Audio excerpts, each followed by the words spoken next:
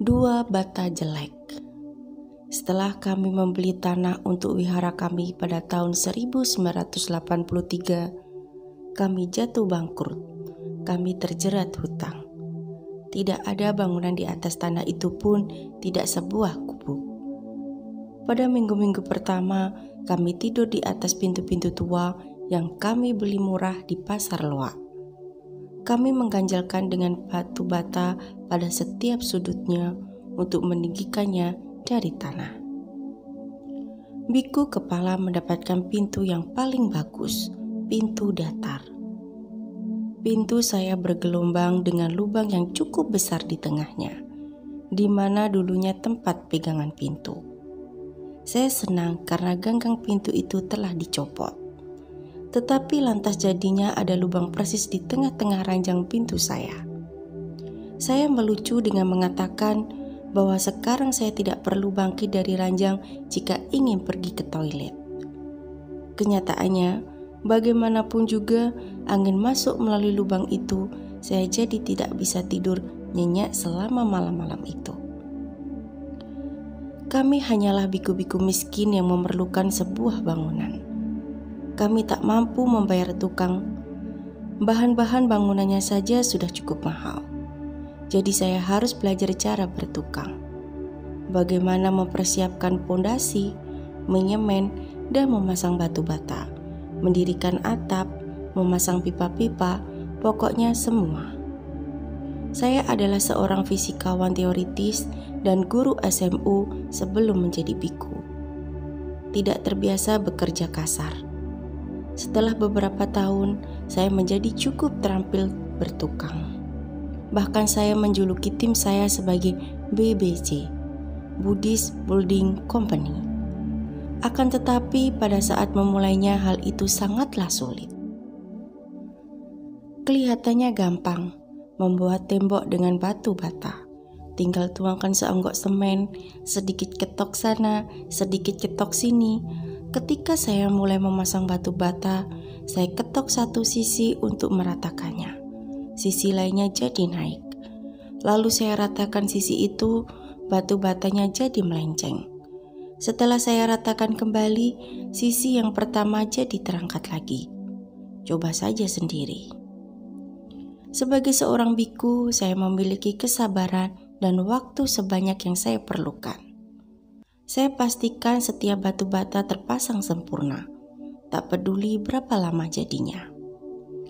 Akhirnya saya menyelesaikan tembok batu bata saya yang pertama dan berdiri di baliknya untuk mengagumi hasil karya saya. Saat itulah saya memperhatikannya. Oh tidak, saya telah keliru menyusun dua batu bata. Semua batu bata lain sudah lurus, tetapi dua bata tersebut sempat miring.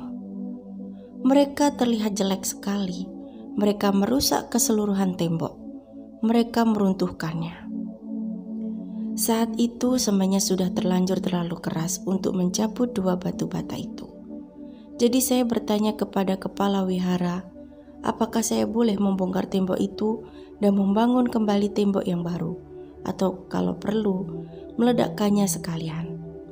Saya telah membuat kesalahan dan saya menjadi gundah gulana. Kepala wihara bilang tidak perlu, biarkan saja temboknya seperti itu.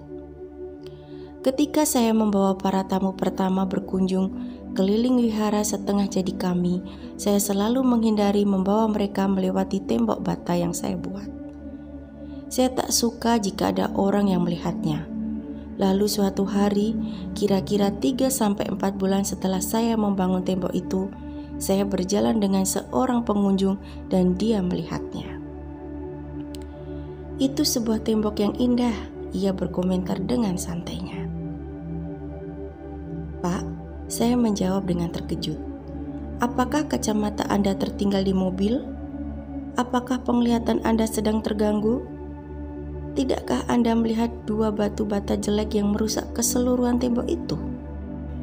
Ucapan dia selanjutnya telah mengubah keseluruhan pandangan saya terhadap tembok itu. Berkaitan dengan diri saya sendiri dan banyak aspek lainnya dalam kehidupan. Dia berkata, "Ya, saya dapat melihat dua bata jelek itu, tetapi saya juga dapat melihat 998 batu bata yang bagus. Saya tertegun untuk pertama kalinya dalam lebih dari 3 bulan. Saya mampu melihat batu bata lainnya selain 2 bata jelek itu. Di atas, di bawah, sebelah kiri, dan sebelah kanan dari 2 batu bata jelek itu adalah batu bata yang bagus. Batu bata yang sempurna lebih dari itu. Jumlah bata yang terpasang sempurna jauh lebih banyak daripada 2 batu bata jelek itu. Sebelumnya mata saya hanya terpusat pada 2 kesalahan yang telah saya perbuat. Saya terbutakan akan hal lainnya. Itulah sebabnya saya tak tahan melihat tembok itu, atau tak rela membiarkan orang lain melihatnya juga. Itulah sebabnya saya ingin menghancurkannya. Setelah saya dapat melihat batu bata yang bagus, tembok itu jadi tampak tak terlalu buruk lagi. Itu menjadi seperti yang dikatakan pengunjung itu, sebuah tembok yang indah. Tembok itu masih tetap berdiri sampai sekarang, setelah 20 tahun. Tetapi saya sudah lupa persis di mana 2 batu bata jelek itu. Saya benar-benar tak dapat melihat kesalahan itu lagi. Berapa banyak orang yang memutuskan hubungan atau bercerai karena semua yang mereka lihat dari diri pasangannya adalah 2 bata jelek. Berapa banyak di antara kita yang menjadi depresi atau bahkan ingin bunuh diri karena semua yang kita lihat dalam diri kita hanya 2 bata jelek. Pada kenyataannya ada banyak, jauh lebih banyak batu bata yang bagus. Di atas, di bawah, ke kiri, ke kanan, dari yang jelek. Tetapi pada saat itu kita tidak dapat melihatnya. Mata kita hanya terfokus pada kekeliruan yang kita perbuat. Semua yang kita lihat adalah kesalahan, dan kita mengira hanya ada kekeliruan semata. Karenanya kita ingin menghancurkannya, dan terkadang sayangnya kita benar-benar menghancurkan sebuah tembok yang indah. Kita semua memiliki 2 bata jelek, tetapi bata yang baik dalam diri kita masing-masing jauh lebih banyak daripada yang jelek. Begitu kita melihatnya, semua akan tampak tak begitu buruk lagi. Bukan hanya kita dapat berdamai dengan diri sendiri, termasuk dengan kesalahan-kesalahan kita, tetapi kita juga dapat menikmati hidup bersama rekan kita. Ini kabar buruk bagi pengacara urusan perceraian, tetapi kabar baik bagi Anda. Setelah saya beberapa kali menceritakan tentang ini, pada suatu pertemuan, seorang tukang bangunan mendatangi dan memberitahukan saya tentang rahasia profesinya. Kami para tukang bangunan selalu membuat kesalahan, katanya. Tetapi kami bilang ke pelanggan kami bahwa itu adalah ciri unik yang tiada duanya di rumah-rumah tetangga. Lalu kami menagih biaya tambahan ribuan dolar. Jadi, ciri unik di rumah Anda bisa jadi awalan adalah suatu kesalahan. Dengan cara yang sama, apa yang Anda kira sebagai kesalahan pada diri Anda, rekan Anda, atau hidup pada umumnya dapat menjadi sebuah ciri unik yang memperkaya hidup Anda di dunia ini. Begitu Anda tidak terfokus padanya.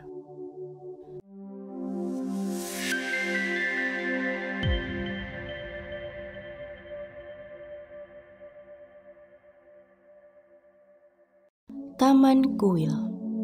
Kuil-kuil Buddhis di Jepang terkenal akan taman-tamannya.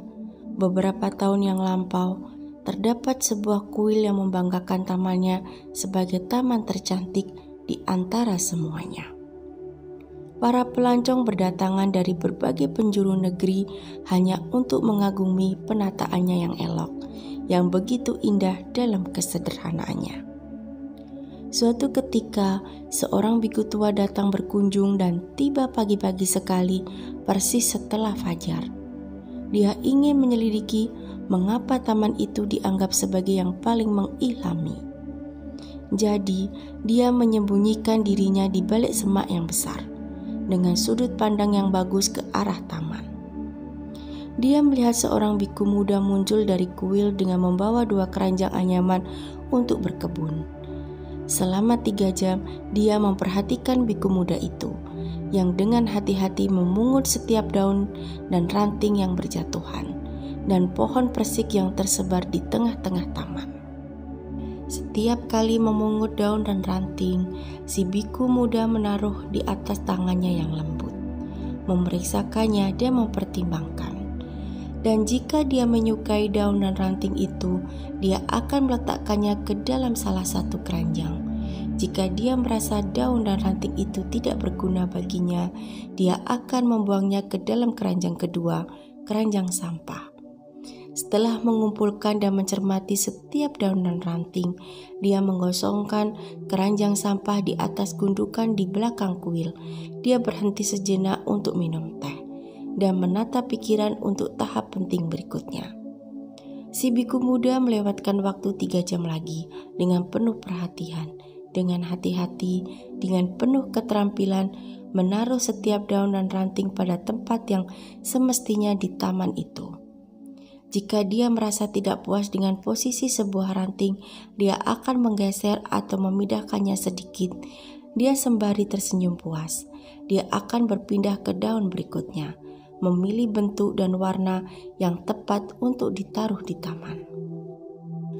Perhatiannya terhadap hal-hal rinci sungguh tak tertandingi. Penguasaannya atas seni menyusun bentuk dan warna sangat luar biasa. Pemahamannya akan keindahan alam begitu tinggi. Saat dia menyelesaikan pekerjaannya, taman itu terlihat apik sekali.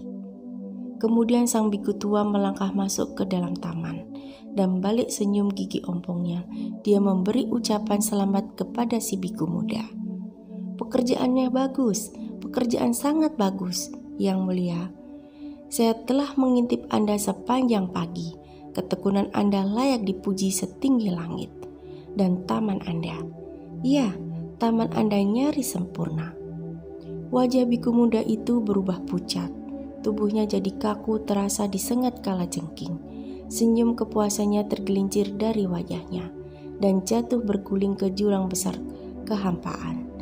Di Jepang, Anda tak akan pernah bisa yakin dengan seringai seorang biku tua. Maksud Anda apa? Dia tergagap ketakutan. Apa yang Anda maksud? Nyaris sempurna? Dan dia menjatuhkan diri di kaki si biku tua.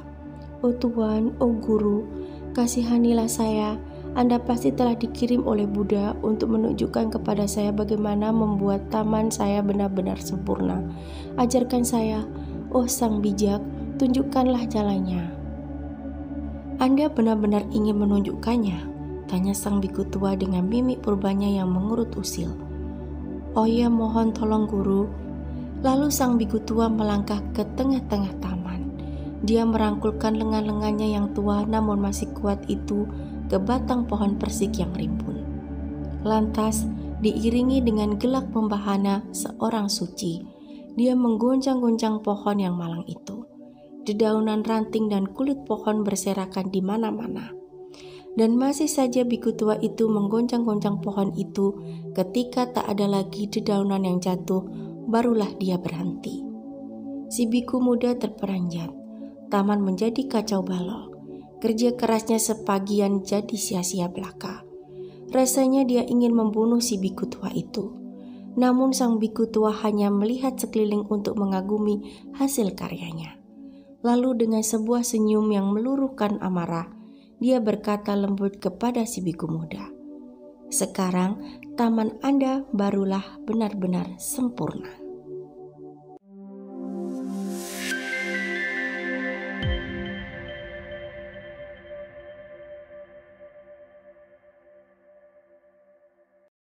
Yang sudah selesai, ya sudah selesai. Musim hujan di Thailand berlangsung dari bulan Juli sampai Oktober. Selama periode tersebut, para biku berhenti bepergian, menghentikan semua pekerjaan proyek, dan mencurahkan diri sepenuhnya untuk belajar dan bermeditasi. Periode tersebut disebut wasa atau penyunyian musim hujan.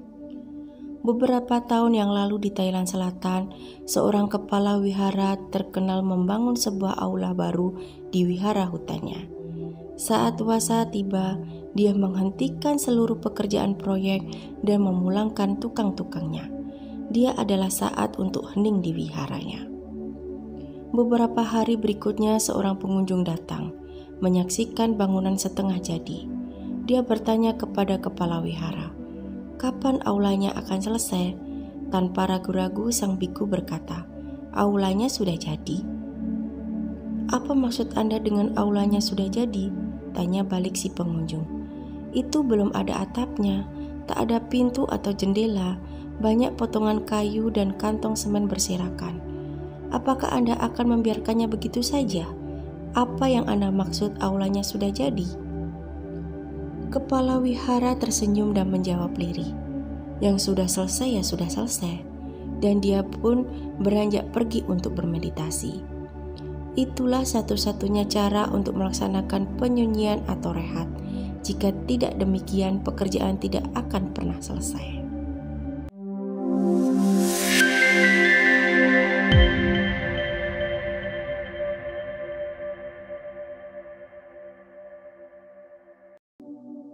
Petunjuk kedamaian pikiran untuk si bodoh. Saya menceritakan kisah sebelumnya kepada sekelompok besar pendengar. Pada suatu Jumat petang di Perth, pada hari Minggunya, seorang ayah datang dengan marah-marah untuk berbicara kepada saya. Dia mengikuti ceramah tersebut dengan anak remajanya. Masalahnya, ketika hari Sabtu siang si anak ingin pergi bersama teman-temannya. Si ayah bertanya kepada anaknya, "Kamu sudah bikin PR belum?" Anaknya menjawab, "Seperti yang diajarkan Ajahn Brahm semalam di wihara, Papa, dah." Pada hari Minggu berikutnya, saya menceritakan kisah yang lain. Kebanyakan orang di Australia memiliki taman di rumahnya, tetapi hanya segelintir orang yang tahu bagaimana menemukan kedamaian di taman mereka. Bagi orang lainnya, taman hanyalah tempat bekerja yang lain. Jadi saya menganjurkan mereka yang punya taman untuk memelihara keindahan taman dengan berkebun sejenak dan memelihara hati mereka dengan sejenak duduk dalam damai di tamannya, menikmati berkah alam. Orang bodoh pertama akan berpikir, ini gagasan bagus yang mengasihkan. Jadi pertama-tama mereka memutuskan untuk membereskan segala pekerjaan yang remeh temeh. Sesudah itu mereka baru melarutkan diri dalam kedamaian di taman. Jadi hamparan rumput harus dipotong, bunga perlu disirami, dedaunan perlu dipangkas, semak-semak harus dibabat, jalan setapak harus disapu. Tentu saja itu semua menghabiskan seluruh waktu luang mereka, dan pekerjaan yang beres pun baru sebagian kecil. Pekerjaan mereka jadilah tak pernah selesai. Dan mereka tak akan pernah memiliki sejenak waktu untuk diam dalam damai. Pernahkah Anda perhatikan bahwa di dalam budaya kita, orang-orang yang istirahat dalam damai hanya dapat ditemukan di perkuburan? Orang bodoh kedua berpikir bahwa mereka lebih pintar dari orang bodoh pertama. Mereka menyingkirkan semua guru dan penyiram, lantas duduk di taman sambil membaca majalah. Bisa jadi yang berisi gambar pemandangan alam dan anduhai. Tetapi itu berarti menikmati majalah bukanlah menemukan kedamaian di taman. Orang bodoh ketiga menyingkirkan semua peralatan berkebun, semua majalah, koran, dan radio, dan duduk diam dalam damai di tamannya. Selama kira-kira 2 detik lalu mereka mulai berpikir, rumput itu perlu dipotong dan semak-semak di sana harus dibabat segera. Jika saya tidak menyiram bunga-bunga itu, mereka akan layu. Dan taman kaca piring yang indah akan tampak bagus di sudut sana. Ya, dengan sedikit hiasan tempat mandi burung di depan situ, saya bisa membelinya di tempat pembibitan. Itu sih namanya menikmati berpikir dan berencana. Tak ada kedamaian pikiran di situ. Pekebun yang bijak akan mempertimbangkan. Saya telah bekerja cukup lama. Sekarang waktunya untuk menikmati buah dan pekerjaan saya untuk mendengarkan kedamaian. Jadi biarpun rumput perlu dipotong dan dedaunan harus dipangkas dan bla bla bla, tidak sekarang. Dengan inilah kita temukan kebijaksanaan untuk menikmati taman sekalipun tidak sempurna. Siapa tahu ada seorang biku tua Jepang bersembunyi di balik salah satu semak dan siap untuk melompat keluar dan memberitahu kita betapa sempurnanya taman tua kita yang berantakan. Sungguh, jika kita memusatkan perhatian kepada pekerjaan yang telah kita selesaikan, mungkin kita akan mengerti bahwa yang udah selesai, ya sudah selesai. Namun jika kita memusatkan perhatian hanya untuk melihat kesalahan pada sesuatu yang harus diperbaiki, seperti dalam kasus tembok bata di wihara saya, kita tidak akan pernah tahu apa itu kedamaian. Pekebun yang bijak akan menikmati 15 menit kedamaian di tengah kesempurnaan dari tidak sempurnanya alam. Tidak berpikir, tidak berencana, dan tidak merasa bersalah. Kita semua berhak untuk pergi dan mendapatkan kedamaian, tetapi orang lain pantas kehilangan kedamaian dengan cara mereka sendiri. Lalu setelah memperoleh bagian penting dan vital dari 15 menit dalam damai, kita bisa meneruskan tugas berkebun kita. Saat memahami bagaimana menemukan kedamaian di taman, kita akan tahu bagaimana menemukannya kapan saja, di mana saja. Khususnya kita akan tahu bagaimana menemukan kedamaian di dalam taman hati kita. Sekalipun pada saat kita berpikir bahwa ada begitu banyak ketidakberesan, begitu banyak yang harus diselesaikan.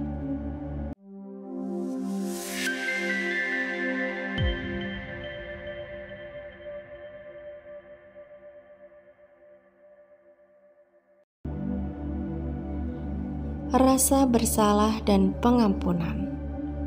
Beberapa tahun yang lampau, seorang wanita muda Australia datang menemui saya di wihara saya di Perth. Para biku memang sering diminta nasihat untuk masalah-masalah umat. Barangkali karena kami tidak pernah minta bayaran. Wanita ini datang dengan rasa bersalahnya. 6 bulan sebelumnya, dia mengajak sahabat dan pacar sahabatnya untuk berpergian naik mobil ke padang rumput. Sahabatnya tidak ingin pergi, begitupun pacarnya. Tetapi tak asik rasanya kalau main sendirian saja.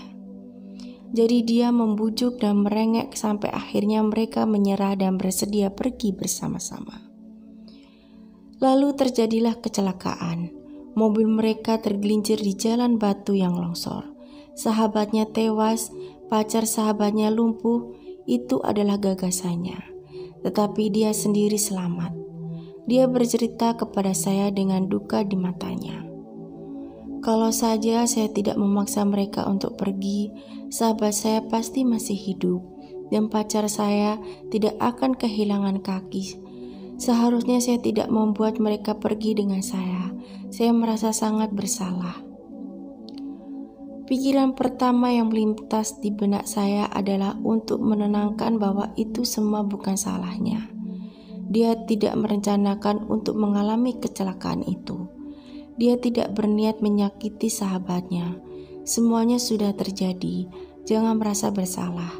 Namun, pikiran berikutnya yang melintas adalah, berani taruhan dia pasti sudah mendengar nasihat semacam itu ratusan kali dan tampaknya tidak mempan.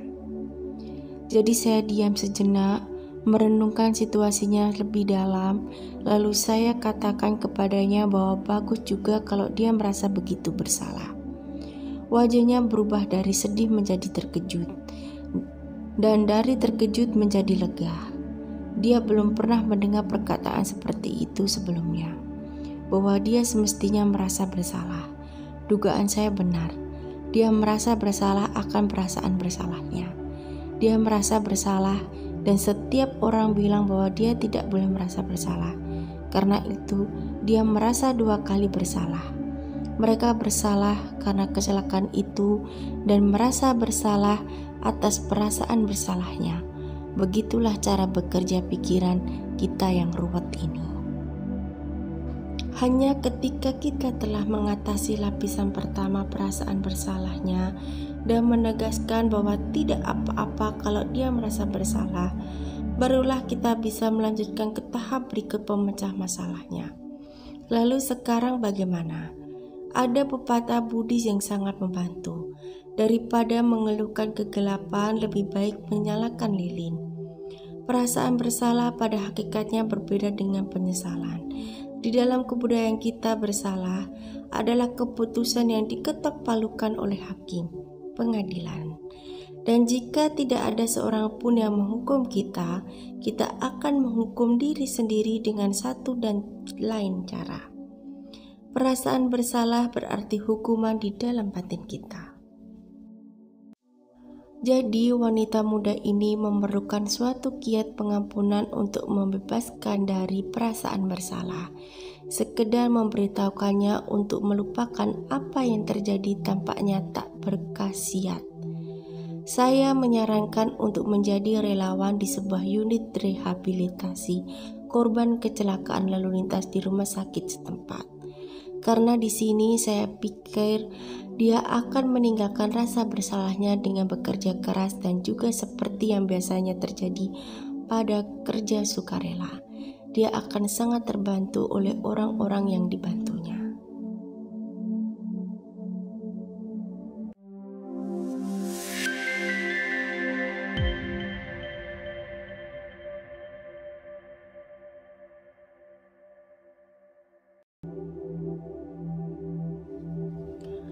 Rasa bersalah para penjahat.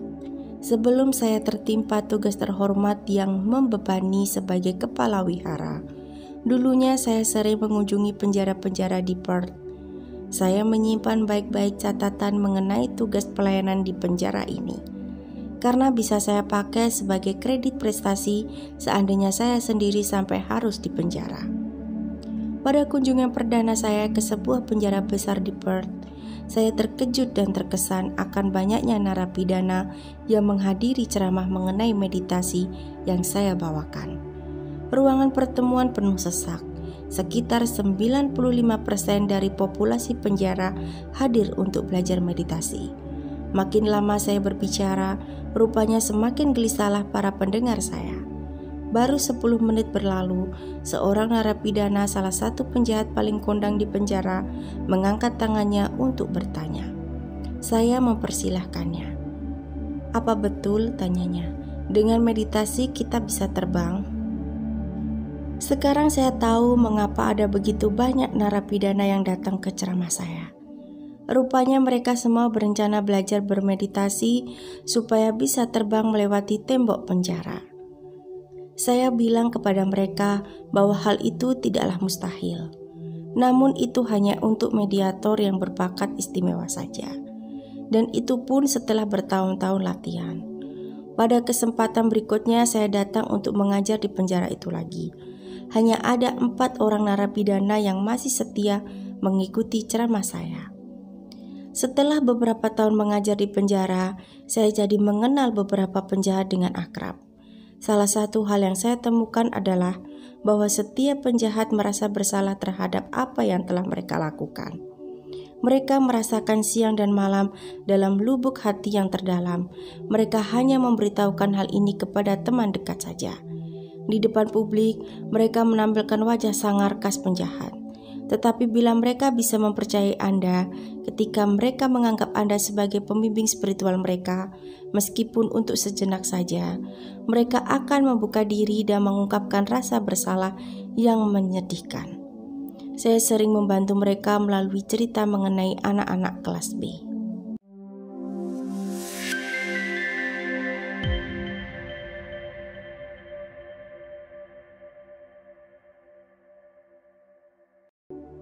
Anak-anak kelas B. Beberapa tahun yang lalu, sebuah percobaan di bidang pendidikan diadakan secara rahasia di sebuah sekolahan di Inggris. Sekolah itu memiliki 2 kelas untuk setiap kelompok anak-anak yang berusia sepantar. Pada akhir tahun ajaran diadakan sebuah ujian dalam rangka memilih anak-anak untuk kelas pada tahun berikutnya. Bagaimanapun hasil ujian itu tidak pernah diumumkan. Dalam kerahasiaan, hanya kepala sekolah dan para pakar psikologi saja yang mengetahui kenyataannya. Anak-anak yang mendapat peringkat pertama ditempatkan pada kelas yang sama dengan anak-anak yang mendapatkan peringkat 4 dan 5, 8 dan 9, 12 dan 13, dan selanjutnya. Sementara anak-anak yang mendapatkan peringkat 2 dan 3 pada ujian tersebut ditempatkan pada kelas yang sama dengan anak-anak mendapatkan peringkat 6 dan 7, 10, dan 11, dan selanjutnya. Dengan kata lain, berdasarkan kinerja selama ujian, anak-anak dibagi rata menjadi 2 kelas. Para guru pun diseleksi berdasarkan kesetaraan kemampuan. Bahkan setiap ruang kelas pun diberikan fasilitas yang sama. Segala sesuatunya dibuat setara mungkin, kecuali untuk satu hal. Satu disebut kelas A dan yang lain disebut kelas B. Pada kenyataannya, setiap kelas memiliki anak-anak setara kemampuannya. Tetapi di benak setiap orang, anak-anak dari kelas A dianggap sebagai anak-anak yang cerdas. Sedangkan anak-anak dari kelas B dianggap tak begitu pandai. Beberapa orang tua dari anak-anak kelas A mendapat kejutan yang menyenangkan karena anak-anaknya lulus dengan baik dan menghadiahi mereka dengan bingkisan dan pujian. Sementara beberapa orang tua dari anak-anak kelas B mengomeli dan menghukum anak-anaknya karena mereka dianggap tak berusaha cukup keras selama ujian. Bahkan para guru pun mengajar anak-anak kelas B dengan sikap berbeda, dengan tidak berharap banyak dari mereka. Sepanjang tahun ajaran, ilusi tersebut harus dipertahankan. Lalu tibalah ujian akhir tahun berikutnya. Hasilnya membuat merinding, tetapi tidak mengejutkan. Anak-anak kelas A menunjukkan kinerja yang lebih baik daripada anak-anak kelas B.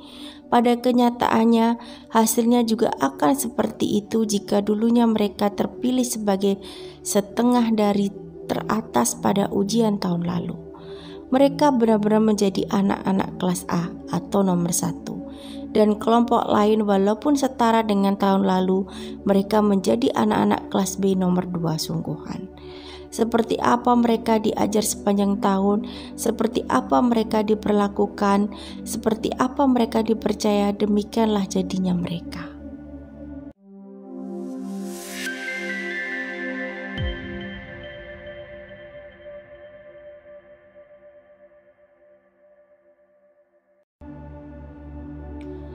Bocah di pasar swalayan. Saya bilang kepada konco-konco penjara saya agar jangan pernah berpikir bahwa diri mereka adalah penjahat, melainkan berpikirlah sebagai seseorang yang telah melakukan tindak kejahatan. Sebab jika mereka bilang mereka adalah penjahat, jika mereka diperlakukan sebagai penjahat, dan jika mereka percaya bahwa diri mereka adalah penjahat, mereka akan menjadi penjahat betulan. Begitulah cara kerjanya.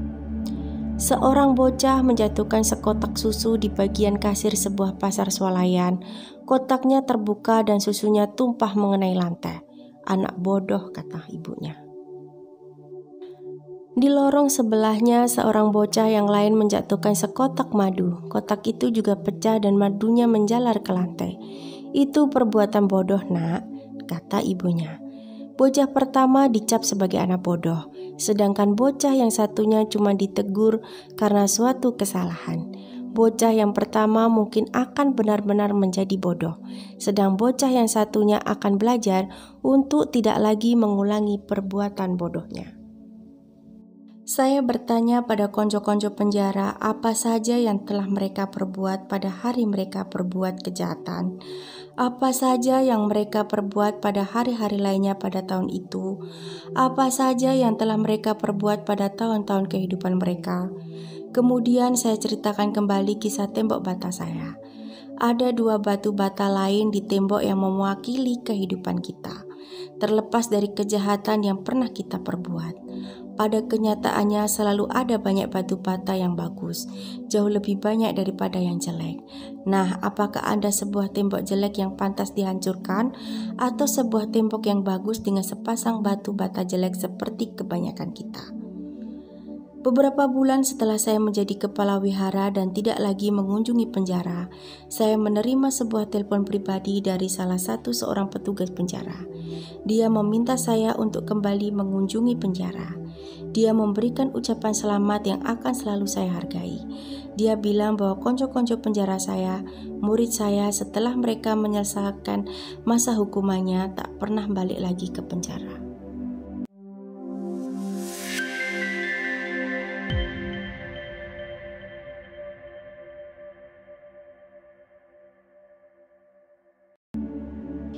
Kita semua penjahat. Pada kisah sebelum ini, saya bercerita mengenai orang-orang yang bekerja bersama saya di penjara. Tetapi pesannya berlaku juga bagi siapapun yang mendekam dalam penjara rasa bersalah. Kejahatan yang menyebabkan kita merasa bersalah, apalagi yang telah kita lakukan pada hari itu, pada tahun itu, dalam hidup ini. Dapatkah kita melihat batu bata lain di tembok? Dapatkah kita memandang melampaui perbuatan bodoh kita yang menyebabkan perasaan bersalah kita? Jika kita terlalu lama terfokus pada perbuatan-perbuatan kelas B, kita mungkin akan menjadi seorang manusia kelas B. Itulah sebabnya mengapa kita tetap mengulang kesalahan-kesalahan kita dan menimbun perasaan bersalah kita. Tetapi bila kita melihat bagian lain dari kehidupan kita, bata lain di tembok kita, ketika kita meraih sudut pandang yang realistik, maka pandangan cerah yang menakjubkan akan merekah bagai sekuntum bunga di hati. Kita layak dimaafkan.